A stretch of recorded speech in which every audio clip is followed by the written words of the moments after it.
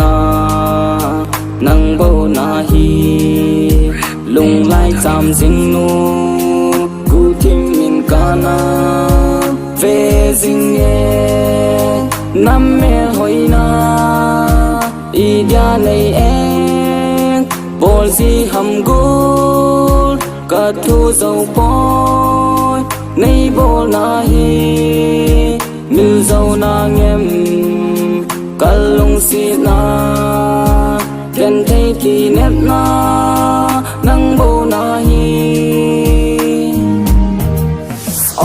yeah geldan aha e lungla chan sing ke sing nu ne him ban gen the ke khan ko hin nang vi ka mun zo boy len na si le chunga gen the ki nem na nang bo na hin gel ki din nang lo vin ka mun zo boy si le chunga hin ke sing am boy ka leng am boy ka lung sin na avelin si lung mun thei lo vin ka gel sing e alang sing e inu ble lai ni ho hi la la la la la la la la la la la.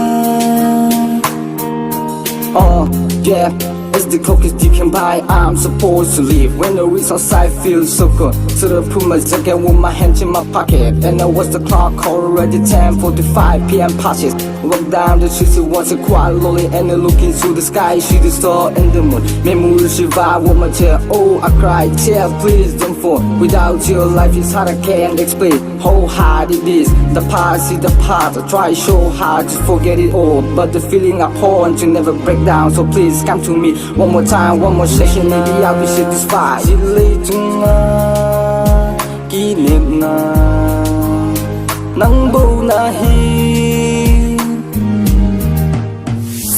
Oh yeah, geldan aha e lungla chan sing ke sing nu ne him ban gen the ke khan ko nang na vin ka mun zo boy len na si le chunga gen the ki nem na nang bo na hin gel ki din nang lo vin ka mun zo boy si le chunga hin ka sing am boy ka leng am boy ka lung sin na avelin si lung mun thei lo vin ka gel sing e alang sing e inu ble lai ni ho hi na si le chunga ki nem na nang bầu na hi lung lai cham jing nu ku tim min kana ve jing e nam me hoina i dia nei en bol si ham gul ka thu dầu boy nei bol na hi mil dầu na ngem kalung si na gần thấy kỳ nét na